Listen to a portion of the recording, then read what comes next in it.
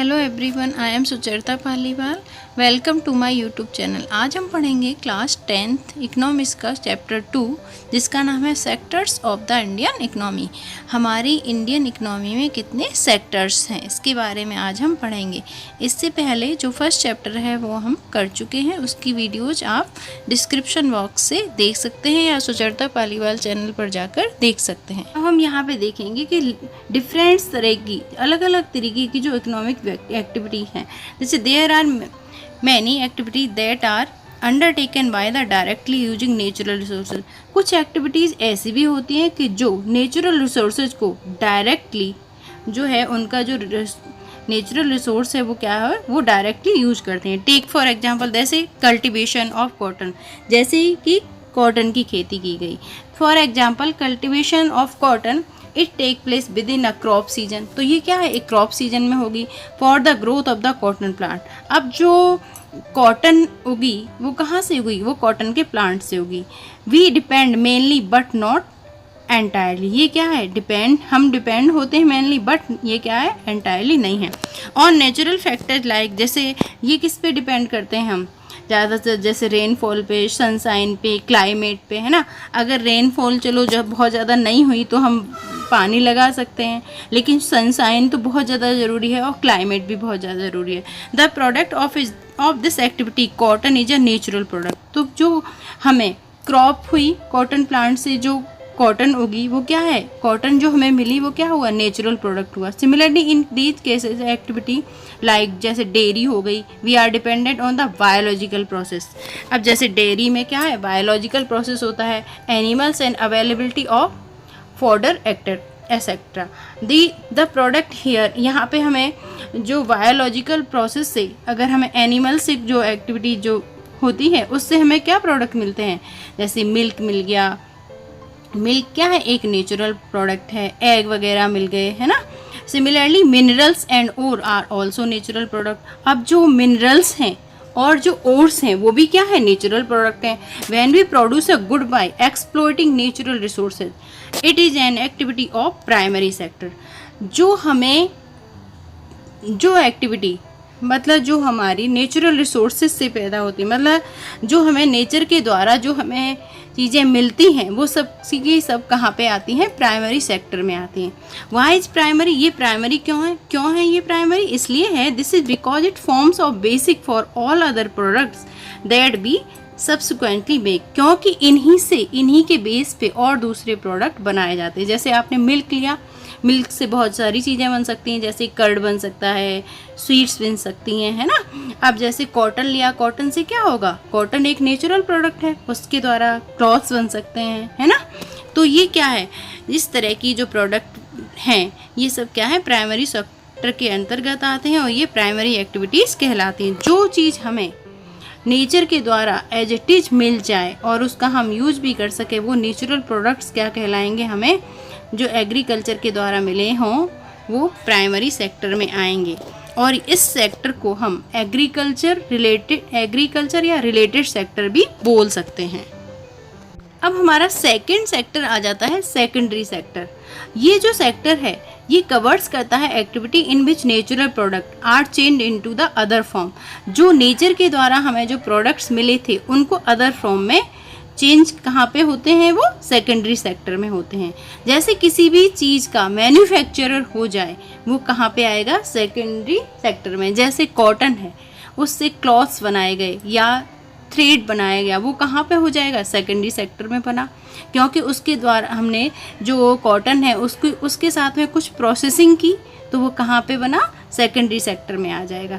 जैसे मिल्क है, मिल्क हमें एज इट इज मिला था, कहाँ से मिला था, प्राइमरी सेक्टर से मिला था। लेकिन अगर हमने मिल्क से कर्ड बनाया, स्वीट्स बनाई, है ना, कोई मिठाइयाँ बनाई, है ना, तो वो कहाँ से, वो क्या हो जाएगा, वो सेकेंडरी सेक्टर में इंक्लूड हो जाएगा। The product is not produced by nature but has to be made and therefore some processes of manufacturing essential. जो भी, जैसे कि मैंने अभी बताया कि जो भी चीज़ें हमें नेचर के द्वारा तो मिलें, नेचर के द्वारा जो मिले हुए जो प्रोडक्ट हैं उनसे मिलें, लेकिन हम उनमें कुछ मैन्युफैक्चरर करें, उनमें कुछ बदलाव करें, तो वो कहाँ से, वो सेकेंडरी सेक्टर में इंक्लूड हो जाएंगे। जैसे they could be in a factory, a workshop or at home, for example using cotton fibre from plant.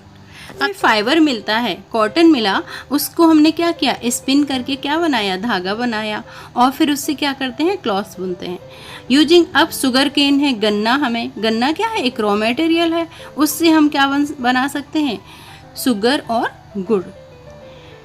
We convert earth into bricks, अब जो अर्थ है, अर्थ से हमें क्या मिलती है, मिट्टी वगैरह मिलेगी वहाँ से, सॉइल वगैरह, उससे क्या बनेगा, ब्रिक्स बनेंगे। Use bricks to make houses, अब जो ब्रिक्स हैं उससे क्या होता है, हाउसेज बनते हैं, बिल्डिंग्स बनती है। Since this sector gradually become associated with the different kinds of industries that came up is also called industrial sector. इसको हम इंडस्ट्रियल सेक्टर भी बोल सकते हैं, सेकेंडरी सेक्टर को। अब आफ्टर प्राइमरी और सेकेंडरी सेक्टर के बाद एक थर्ड कैटेगरी की एक्टिविटीज़ आती हैं, और वो कौन सा कहलाता है, वो कौन सी किस सेक्टर के अंतर्गत आती हैं, वो टेरिटरी या टर्सरी सेक्टर के अंतर्गत आती हैं। ये जो सेक्टर है, दोनों जो ऊपर के जो हमने सेक्टर्स के बारे में पढ़ा उनसे डिफरेंट होते हैं। These are activity that help in the development of primary and secondary sector. अब जो ये थर्ड सेक्टर है हमारा, टर्सरी सेक्टर, इसकी हेल्प के बिना प्राइमरी और सेकेंडरी सेक्टर्स जो हैं वो डेवलप नहीं कर सकते। These activity by themselves do not produce a good but they are an aid or a support for the production process. अब जैसे हमने कोई भी गुड्स बनाया और वो प्रोड्यूस हुआ प्राइमरी सेक्टर में और सेकेंडरी सेक्टर में, ठीक है, sector would need to be transport. अब इनको प्राइमरी सेक्टर और सेकेंडरी सेक्टर हुआ, उसमें ट्रांसपोर्ट की ज़रूरत हुई, तो हमें ट्रांसपोर्ट जैसे किससे, मतलब कोई ट्रक में सामान ले जाना है, ट्रक्स में ले जाना है, ट्रेन्स में ले जाना है, तो बाहर क्या होलसेल मार्केट में सेल करने के लिए, है ना, या रिटेल शॉप पे से वो सेल करने के लिए। अब at time it be necessary to store these in गोदाम्स, या फिर कहीं पे गोदाम में उसको क्या करना है, स्टोर करना है। वी ऑल्सो में नीड टॉक टू अदर्स, अगर हम किसी से किस पे बात करेंगे, या तो फ़ोन पे बात करेंगे या उनको लेटर करेंगे, उसके द्वारा मतलब कम्युनिकेशन होगा, और या फिर कहीं से हमें मनी जो है वो बोरो लेना है, जैसे बैंक से भी ले सकते हैं। To help production to be trade, क्योंकि अगर ये सब प्रोसेसेस हो जाएंगे, जैसे transport, storage, communication, banking, trade are some example of tertiary activity. तो ये सारी की सारी जो हैं वो कहाँ पे आते हैं, टर्सरी सेक्टर में आते हैं। Since these activities generate services rather than goods, and the tertiary sector is also called the service sector. Tertiary sector को हम सर्विस सेक्टर भी बोल सकते हैं। Service sector also includes some essential services that may not directly help in the production of goods. अब जैसे जो service sector है उसमें बहुत सारी जो सर्विसेज हैं वो इंक्लूड हैं, लेकिन ये जो है डायरेक्टली जो है वो हेल्प करता है किसमें, प्रोडक्शन ऑफ गुड्स में। For example we require teacher, अब हमें जैसे मान लीजिए टीचर्स की रिक्वायरमेंट होती है, डॉक्टर्स की होती है, those who provide personal services, ये जो सारे के सारे हैं ये हमें पर्सनल सर्विसेज प्रोवाइड कराते हैं। और जैसे मान लीजिए वॉशरमैन है, बावर है, कॉबलर है, लॉयर है, ये सब के सब पीपल जो हैं, या फिर मान लीजिए एडमिनिस्ट्रेटिव एंड अकाउंटिंग वर्क जो हैं वो करने वाले हैं, ये सब हमें अपनी पर्सनल सर्विसेज देते हैं। In recent time certain new services, अब इस टाइम पे जो एक नई सर्विस वो लॉन्च हुई वो कौन सी है, और बेस्ड ऑन इंफॉर्मेशन टेक्नोलॉजी सच जैसे इंटरनेट कैफ़े हो गया, ATM बूथ्स हो गया, कॉल सेंटर्स हो गए, सॉफ्टवेयर कंपनीज हो गई, etcetera. We have become important, ये बहुत ज़्यादा इम्पॉर्टेंट है। इन सर्विसेज के अलावा मतलब अगर हमें ये पर्सनल सर्विसेज नहीं मिलेंगी, जैसे ATM बूथ्स हो गए या इंटरनेट कैफ़े हो गए, तो सॉफ्टवेयर कंपनीज हो गई, तो इनके बिना जो हमारी लाइफ है वो बहुत ज़्यादा डिफ़िकल्ट हो जाएगी। अब यहाँ पे एक टेबल दी गई है, टेबल 2.1, इसमें कुछ इकोनॉमिक एक्टिविटीज़ के एग्जाम्पल दिए गए हैं, इनको आप एक बार देख लीजिएगा। अब हम आगे चलते हैं। अब हमने ये तो जान लिया कि जो 3 सेक्टर्स होते हैं वो क्या होते हैं, है ना, 3 सेक्टर्स के बारे में जान लिया। लेकिन अब हम क्या करेंगे, यहाँ पे हमारी नेक्स्ट हेडिंग आती है कंपेयरिंग द थ्री सेक्टर्स। अब थ्री सेक्टर्स के बारे में मतलब मैं इनको एक दूसरे से कंपेयर करेंगे। अब the various production activities in the primary second. अब ये जो हमारी थ्री एक्टिविटीज़ हैं, प्राइमरी, सेकेंडरी एंड टर्सरी, ये तीनों के तीनों जो सेक्टर्स हैं, इनमें बहुत सी तरह का गुड्स जो हैं वो बनाए जाते हैं और बहुत सारी सर्विसेज दी जाती हैं। Also the three sectors have a large number of people working in them to produce these goods and services. अब इनमें ये तीनों के तीनों जो सेक्टर्स हैं, इनमें बहुत सारे जो नंबर्स मतलब बहुत सारे जो पीपल हैं वो वर्क करते हैं और क्या करते हैं, सामान बनाते हैं और हमें अपनी गुड्स और सर्विसेज देते हैं। Next step therefore is to see how much goods and services are produce in how many people work in each sector. अब हम ये किस तरह से, नेक्स्ट स्टेप हमारा ये आता है कि हम किस तरह से कि कितने गुड्स और सर्विसेज में, है ना, और जो प्रोड्यूस हुआ उसमें कितने लोग जो हैं हर सेक्टर में वो काम कर रहे हैं।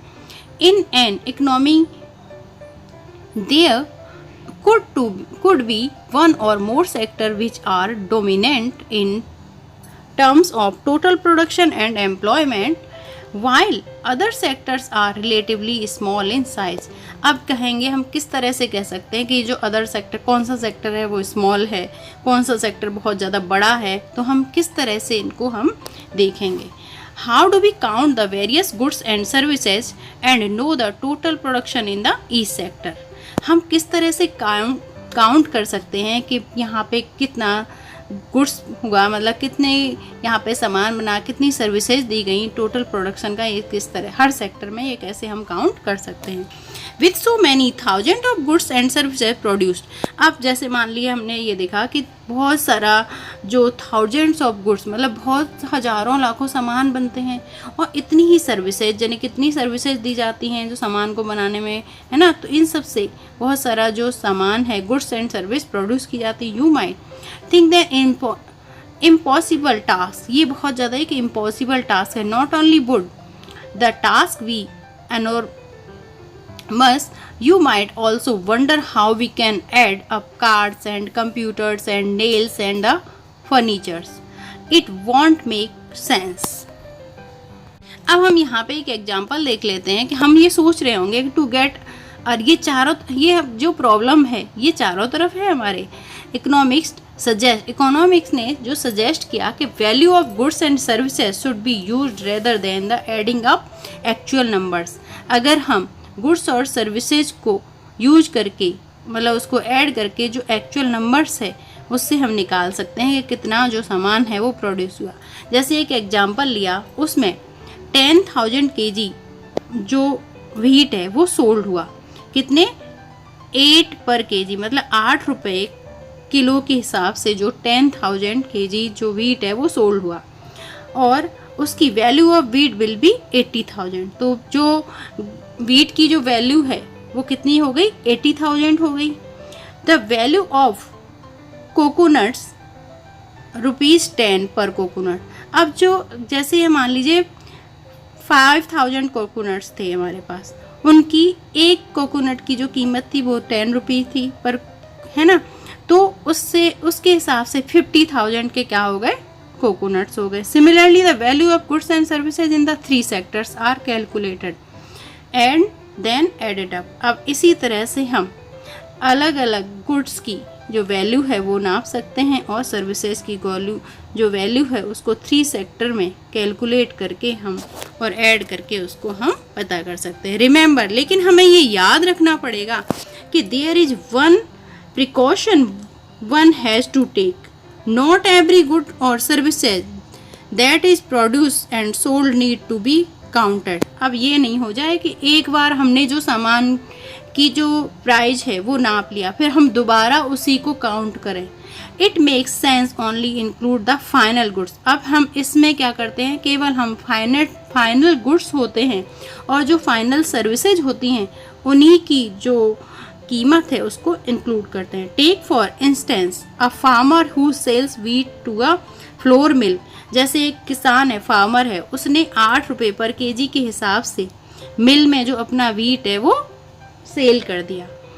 देन द मिल ग्राइंड और wheat and sells flour biscuits company, उसने जो मिल वाले ने बिस्किट कंपनी को 10 रुपीज़ पर केजी के हिसाब से बाकी आगे सेल कर दिया। The biscuit company use the flour and things such as sugar and oil to make our packets of biscuit. अब जो बिस्किट कंपनी है उसने क्या यूज किया बिस्किट्स को बनाने के लिए? केवल बिस्किट में जो फ्लोर है वो तो लगेगा नहीं, है ना, उसमें ऑयल भी चाहिए, शुगर भी चाहिए, है ना। तो उसने क्या किया कि शुगर लगाई अपनी, वहाँ से उसने 10 रुपये पर केजी के हिसाब से उसने फ्लोर जो है वो ख़रीद लिया था। अब उसने बिस्किट में अपने में शुगर लगाई, ऑयल लगाया, तो it sell biscuit in the market. फिर क्या हुआ, मार्केट में जो कंज्यूमर है उसके पास 60 रुपीज़ के हिसाब से वो गया, है ना। तो ₹15 पर पैकेट, है ना, हर पैकेट के 50 रुपीज़ के हिसाब से उसने सेल किया। Biscuit are the final goods. अब जो बिस्किट है वो क्या हुआ, फाइनल गुड्स हुआ। Goods then reach the customer consumer. अब जो फाइनल गुड्स ही तो पहुंचेगा कंज्यूमर्स के पास, तो इसी की कीमत जो है वो काउंट की जाएगी। Why are only final goods and services counted. अब जो फाइनल गुड्स हैं और वो सर्विसेज हैं वही काउंट क्यों की जाती हैं? In construct the final goods such as wheat and wheat flour this. अब जैसे मान लीजिए कि जो व्हीट हुआ और व्हीट फ्लोर हुआ वो इंटरमीडिएट गुड हैं। इंटरमीडिएट गुड्स कौन से होते हैं? जो कि फाइनल गुड्स में और सर्विसेज में प्रोड्यूस किए, उनको जो इंटरमीडिएट गुड्स का यूज करके फाइनल गुड्स और सर्विसेज तैयार की जाती हैं। The value of final good already include. जो फाइनल गुड्स होते हैं उनमें इन सब की इंटरमीडिएट गुड्स की वैल्यू जो है वो ऑलरेडी इंक्लूड होती है, तो that are used in making the final goods. तो इसी वजह से हम फाइनल गुड्स की कीमत को लेते हैं। Hence the value of 60 rupees for the biscuits final goods already include the value of 4। इसमें हमारे वैल्यू ऑफ फ्लोर मतलब 10 रुपये कीमत थी किसकी, आटे की। Similar the value of all intermediate goods, और इसमें और भी इंटरमीडिएट गुड्स लगे, उन सब की वैल्यू जो है वो इसमें काउंट है, तभी हमारा फाइनल गुड्स बना। इसीलिए फाइनल गुड्स की जो कीमत है वही हमेशा काउंट की जाती है, अदरवाइज और बाकी की कीमतें नहीं काउंट की जाती। ओके। अब जैसे कि यहाँ पे भी बताया गया है कि जो फाइनल गुड्स की जो कीमत है वही काउंट की जाती है, क्योंकि फाइनल गुड्स क्या तैयार हुआ, व्हीट से और ऑयल और उससे बिस्किट्स, तो बिस्किट की जो पैकेट है उसकी कीमत ही काउंट की गई। The value of final goods and services produced in each sector. Final goods और सर्विसेज की जो वैल्यू है वही प्रोड्यूस की जाती है हर सेक्टर में, और particular year provide the total production of the sector for a year. फिर इसी का जो फाइनल गुड्स हो गई या फाइनल सर्विसेज हो गई, इन्हीं की जो वैल्यू है वो काउंट करके हर सेक्टर में उसका प्रोडक्शन जो है वो नापा जाता है। And the sum of production in the 3 sectors give what is called the gross. ये सब का सब यह कहलाता है ये ग्रॉस डोमेस्टिक सिस्टम या जीडीपी कहा जाता है कंट्री का। It is the value of final goods and services produced within a country during a particular year. GDP shown how big the economy. जो जीडीपी है वो क्या शो करती है कि किस कंट्री की इकोनॉमी जो है वो कितनी बड़ी है, मतलब कितना जो सामान है वो प्रोड्यूस हुआ एक साल में, वो सब किसके अंतर्गत आता है, फाइनल गुड्स की जो सर्विसेज जो हैं और गुड्स हैं जो किस में शो हो जाते हैं, सारे के सारे जीडीपी में शो हो जाते हैं।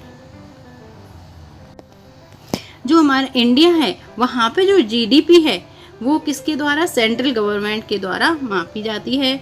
This ministry with the help of various government department for of all the Indian states union territories and the collect information relating to the total volume of goods and services, their prices, then the estimates GDP।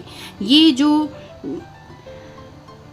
Central government है वही other जो department है, मतलब other states की जो union या Indian states या union territories की जो गवर्नमेंट है वहाँ की जो हेल्प लेके फिर जो है वो जीडीपी को काउंट ये सब करते हैं, वहाँ के जो प्राइसेस वगैरह मिल जाएंगे, फिर भी क्या होता है जीडीपी काउंट की जाती है। अब हमारी नेक्स्ट हेडिंग आ जाती है historical change in the sectors. इसके बारे में हम नेक्स्ट वीडियो में पढ़ेंगे। तब तक के लिए bye bye. Okay, thank you.